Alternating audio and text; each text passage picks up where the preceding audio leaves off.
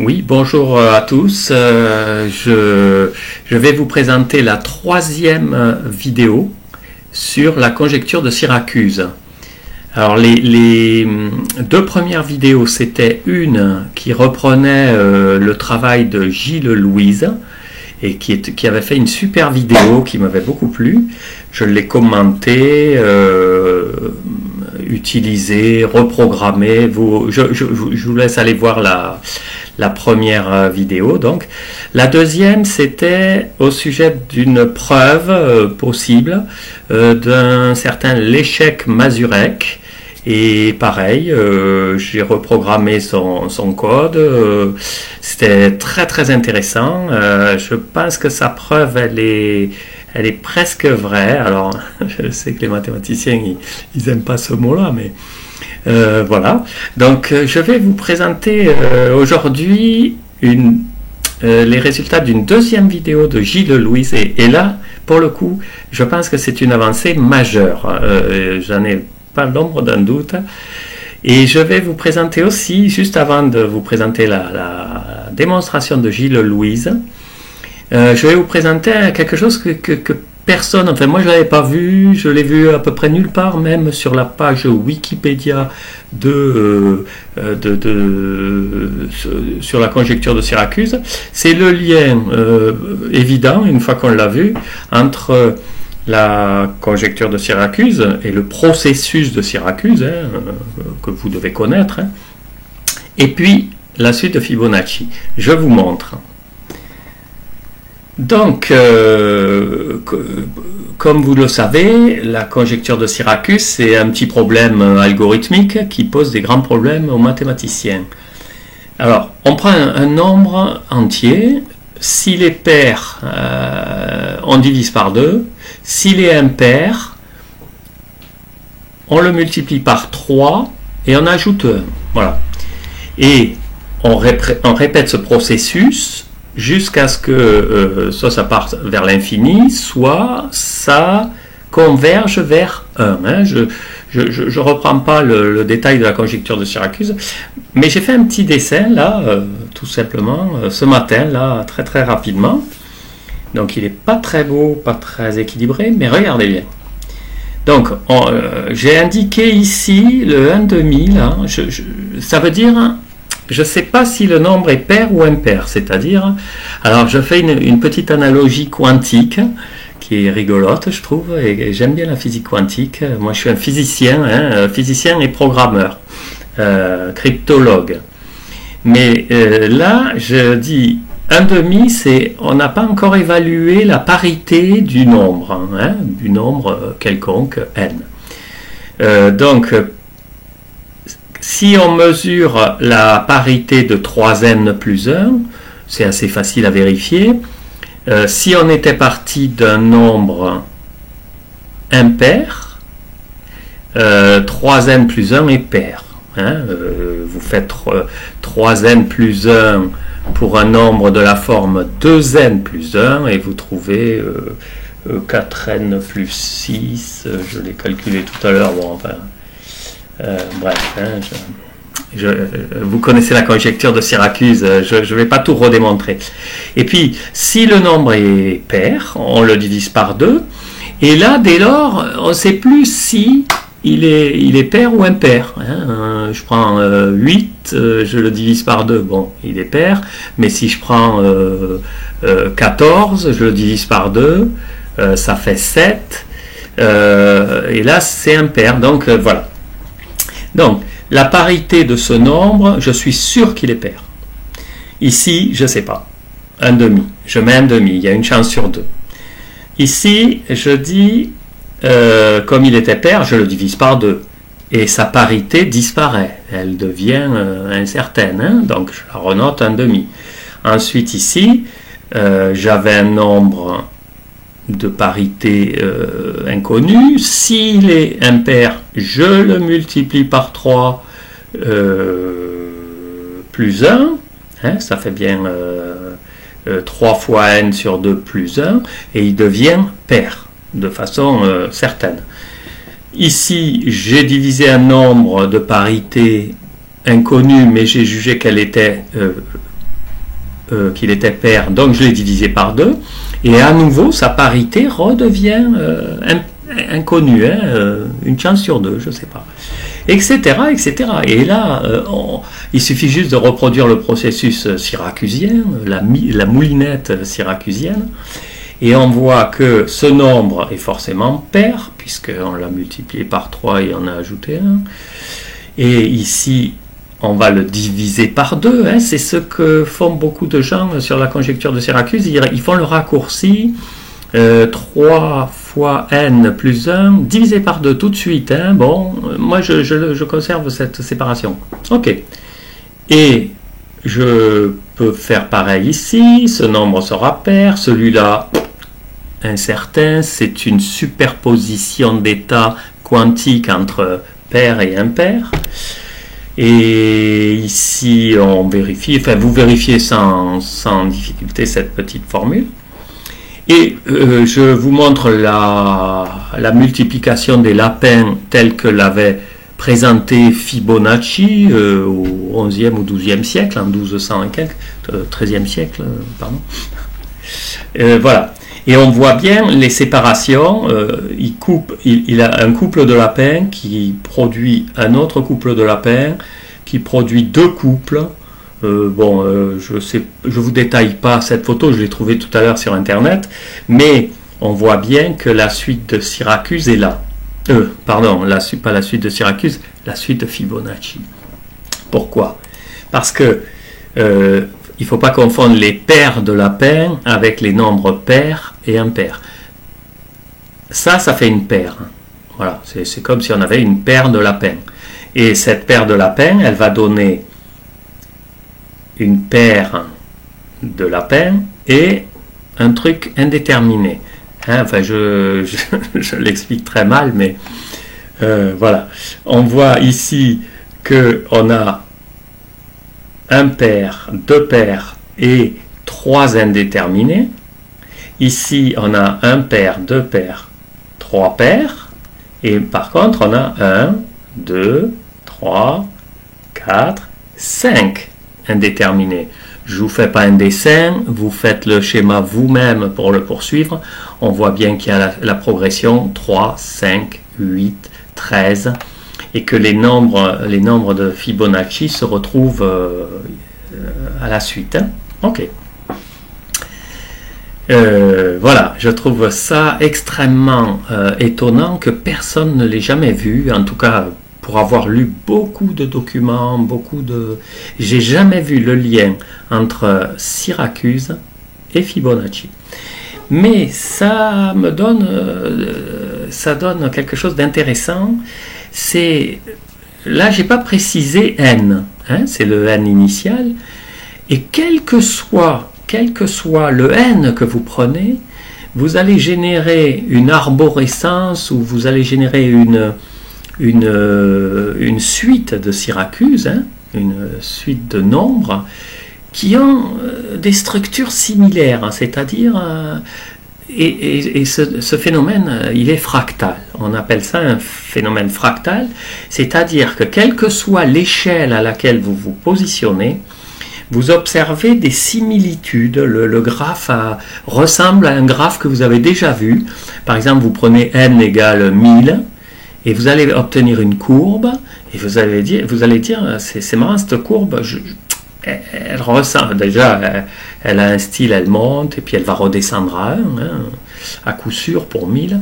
Et si vous prenez 100 000, eh bien vous allez voir la même courbe. L'échelle est dilatée, mais c'est la même courbe. C'est quelque chose qui monte et qui redescend et qui va finir à 1 pour 100 000. Je l'ai vérifié aussi. Voilà.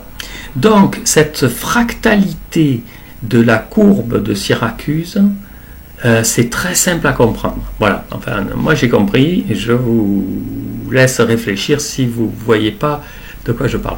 Mais le n devient une sorte de facteur d'échelle. Voilà, très bien, de la courbe. Ok, je continue, on passe les lapins. Maintenant, je passe à la preuve de Gilles Louise qui est remarquable. Bon, Gilles Louis, c'est vraiment, je pense, un esprit supérieur, intelligence rare. J'avoue, je ne me mets pas à sa cheville. Hein. Mais, alors, je vais vous montrer qu'il a prouvé, alors, il a prouvé le fait qu'il n'y a pas de cycle trivial, de cycle dans Syracuse autre que le cycle trivial. Il le démontre dans sa vidéo citée plus bas, là. Je la mettrai en lien. Hein. Voilà. Il part d'une petite simplification dans sa démonstration. Je vais aller assez vite, mais je vous laisse voir sa vidéo. Hein, parce que moi, ce qui m'a intéressé, c'est que Gilles Louis, dans sa vidéo, il fabrique l'arbre syracusien d'une certaine façon, très très astucieuse, et donc il génère des formules gagnantes. Et je vais vous montrer comment il les fabrique. Et moi, ce qui m'a intéressé, c'est après d'étudier ces formules. Bon. Alors, il remplace le 3n plus 1 sur 2, donc ce processus de raccourci de Syracuse, par 3 demi de n. Alors, il semble faire une approximation comme ça, mais il vérifie tout de suite après qu'elle est tout à fait valide. Et ensuite, il prend deux codes, un pour D, ça veut dire divise, ou descend, hein, dans la courbe, descend, et ensuite le M, c'est multiplie, ou monte, ou moulinette, hein, il appelle ça moulinette de Syracuse, j'aime bien ce terme. Ok. Ensuite, il calcule, il vérifie que son approximation est correcte, très justement. Il propose un processus pour générer des formules gagnantes. Je vous passe, voilà la construction de l'arbre binaire syracusien fixe et infini, tel qu'il le nomme. Et le processus est assez simple. Il part d'une formule gagnante D, puisque il fait l'hypothèse qu'on arrive à un n où toutes les formules ont été gagnées, enfin il arrive à un n où tous les nombres précédents sont gagnants. Donc dès lors qu'on est passé en dessous de n, qu'on a divisé par, dès qu'on est en dessous de n, on retrouve des nombres qui ont été déjà gagnants. Donc son processus, c'est juste de calculer. On multiplie, on divise, et dès lors qu'on est passé en dessous du n initial, on a gagné. C'est très astucieux aussi, c'est pas le seul qui fait ça. Je continue. Donc il montre que ces formules multiplie, divise, multiplie, il les évalue. Celle-ci divise, effectivement, si on a un nombre pair, on le divise, on a gagné. On le divise par 2, on est passé en dessous de lui. Ok, donc dès lors on part d'un record, admettons, on part de 12, de 17, allez, soyons fous, de 27, on démontre que la conjecture de Syracuse est valide pour 27, dès lors qu'on va passer en dessous de 27, on est dans le processus gagnant. Ok. Ici, il montre que si on multiplie une fois et qu'on divise, c'est pareil. C'est une formule gagnante. Hein, c'est les nombres. Bon, je vous passe les détails. Hein, sinon, je ne veux pas faire une vidéo trop longue. Ok. Il démontre beaucoup de choses. Là, c'est très astucieux. C'est bien pensé. Bon, encore une fois, je lui fais confiance. Et pour avoir vérifié beaucoup de choses, recodé, j'ai une grande confiance. Ok, il démontre voilà, hein, les deux n. Alors, tous les nombres pairs valident la conjecture de Syracuse, puisque dès lors qu'ils ont pair, on les divise par 2, on passe en dessous de même. Et donc, voilà, tous les nombres pairs, tout le monde le sait rapidement, on ne s'occupe plus des nombres pairs, puisqu'il suffit de les diviser par 2, et on a gagné, quoi. Hein. Bon, bref. Ensuite, les 4n plus 1, les nombres de la forme 5, 9, etc. Enfin, hein, 4n plus 1. Ensuite, les 16n plus 3, on voit qu'ils convergent très rapidement aussi. Donc déjà, là, en 3 coups de cuillère à peau, on a éliminé 50% 25%, et on a éliminé, pardon, je suis très nul en vidéo, on a éliminé 80% des nombres, non pas autant, mais pas loin. Ok, c'est un demi plus un quart plus un 16e, hein, bon, à peu près, hein, vous allez voir. Ok, donc voilà comment Gilles Louise génère ces formules. Alors il les appelle des formules gagnantes. Elles sont de la forme M, M, M, D, D. Donc si on multiplie, on multiplie, on multiplie, on divise, et bien on a gagné. Donc tous les nombres de la forme 32n plus 23. Hein, ça ne s'invente pas, hein, vous allez voir. Il faut quand même un peu d'algorithmie pour trouver ces formules. Je passe les détails, voilà, des arguments pour démontrer pourquoi le processus de génération des formules va fonctionner. Ok, pardon, j'ai dû me tromper de sens. Ok, et là, rapidement, Gilles Louise démontre qu'il n'y a pas de cycle autre que le cycle trivial 4, 2, 1, 4, 2, 1, 4, 2, 1, que tout le monde connaît. Dès que vous faites Syracuse de 5 minutes, vous voyez ce que c'est. Je continue. Donc, alors, là, bon, pareil, hein, démonstration qu'il n'y a pas de cycle autre que 4, 2, 1. Alors, j'ai recodé son programme, hein, qui est un C++. Moi, je le fais en Java, je ne sais pas programmer un C++. Alors, je ne vous cache pas, j'ai eu du mal, parce que je suis laborieux des fois, enfin bon, bref, c'est pas mon programme, le meilleur programme que j'ai fait, mais j'observe, voilà, très rapidement, que lui a calculé 1000 formules, et sa 1000e formule gagnante, elle est de la forme 262 144 fois n, n étant un nombre de 0 à l'infini, plus 182 087, hein, qui est inférieur, il appelle ça AN plus B, le nombre B est inférieur à A. Hein, bon. Et je vérifie que moi, avec mon petit programme en Java qui fait 15 lignes, hein, je trouve les mêmes formules. Hein. Bon, c'est le minimum. Et donc, je vous montre les sorties de mon programme, hein, mais c'est les mêmes que celles de Gilles Louise. Voilà, donc on trouve première formule, les nombres pairs, deuxième formule, les nombres de la forme 4n plus 1, ils représentent 25% des nombres entiers, c'est déjà pas mal, donc on a éliminé déjà 75% des nombres qui valident la conjecture. Là, les 16n plus 3, on peut vérifier, hein. Enfin, je vous laisse le faire, hein, si vous n'avez pas confiance, moi j'ai vérifié, ils convergent très rapidement aussi. Et tous ces nombres vont converger de moins en moins rapidement. Hein. C'est des nombres qui sont plus grands, donc ils montent, ils descendent. Le nombre de pas pour passer en dessous d'eux est plus important. C'est ça aussi, cette invariance d'échelle, c'est pour les petits nombres, hop, on redescend vite.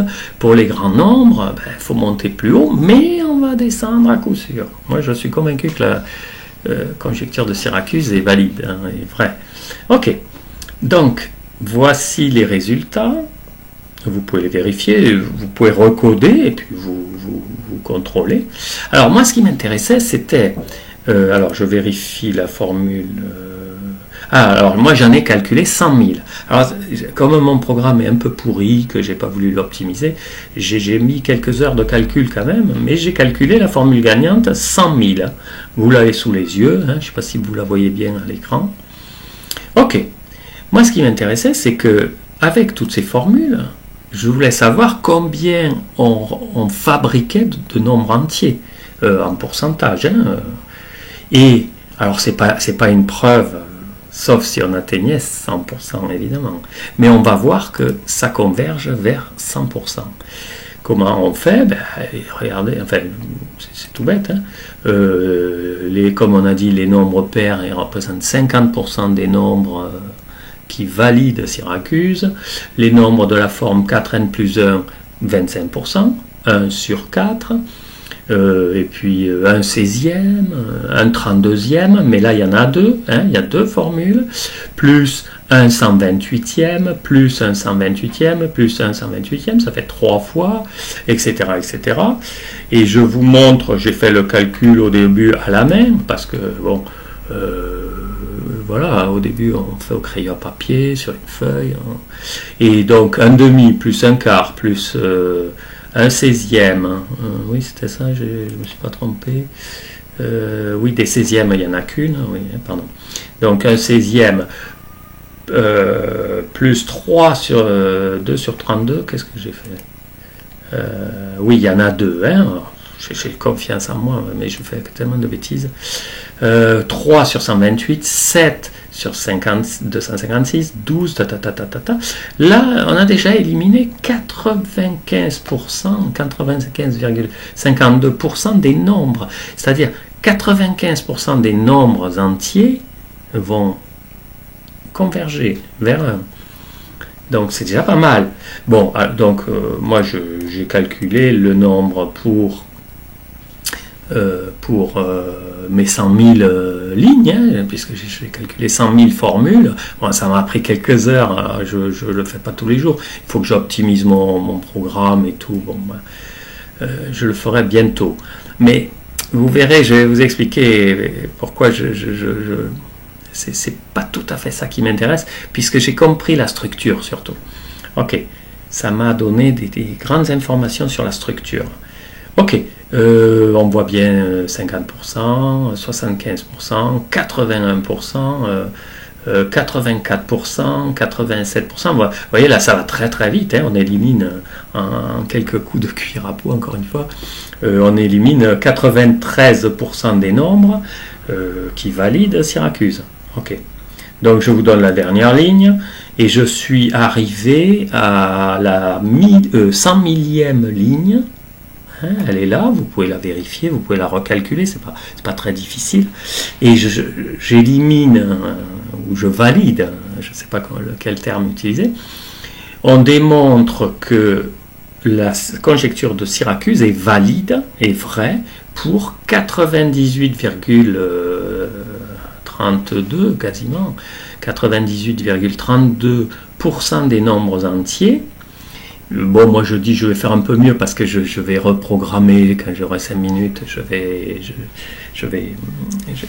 vais améliorer mon programme, je vais calculer 1 million de lignes, allez, 1 million, la convergence vers 100%, elle ralentit, enfin bon bref, vous verrez, je pourrais vous montrer la courbe, c'est asymptotique vers 100%, mais je pense que ça y va, hein. Ok, mais ça prouve pas que la conjecture est vraie, mais ça prouve qu'elle est vraie pour 98,3% des nombres, et c'est 10 fois mieux que d'avoir calculé, je sais pas moi, 2 puissance 50 nombres, hein. Enfin, d'avoir validé pour les 2 puissance 50 premiers nombres. Bon, ça... ok, mais ça prouve absolument rien. Ça, on est content parce qu'on a prouvé pour beaucoup de nombres, mais par contre ça représente qu'un pouillème, pour pas dire 0% presque, de l'ensemble des nombres entiers. Il faudrait aller tellement loin que, bon, vous me comprenez quoi, ce que je veux dire. Ok, donc, voilà, je m'arrête là, donc, oui, alors... ce qui est prouvé à coup sûr, là, pour le coup, c'est que Gilles Louise a démontré qu'il n'y a aucun cycle autre que le cycle trivial. Ça, c'est déjà... aller sur Wikipédia, c'est même pas marqué. Donc, voilà. Ensuite, démontrer que 98,3% des nombres entiers vont converger vers 1, je pense que c'est un excellent résultat, hein, je l'écris, voilà, c'est une avancée majeure. Et quand quelqu'un l'aura prouvé pour 99,99, je ne sais pas si je vais y arriver, mais je vais essayer, hein, parce que j'aime bien. Mais surtout, je vous annonce quelque chose, ça m'a donné beaucoup d'indications sur des choses et sur la fractalité des choses. Et donc je ferai une vidéo très bientôt où je vais vous montrer des résultats encore plus intéressants que ceux de Syracuse. Voilà, je laisse planer le doute et le suspense et ça va être étonnant. Bon. Alors je vous laisse, je vous dis à bientôt. Essayez de recoder tout ça, vérifiez que on ne se soit pas trompé, mais bon, normalement non, c'est assez simple pour qu'il n'y ait pas d'erreur. Hein. Ok, alors je vous dis à bientôt, au revoir.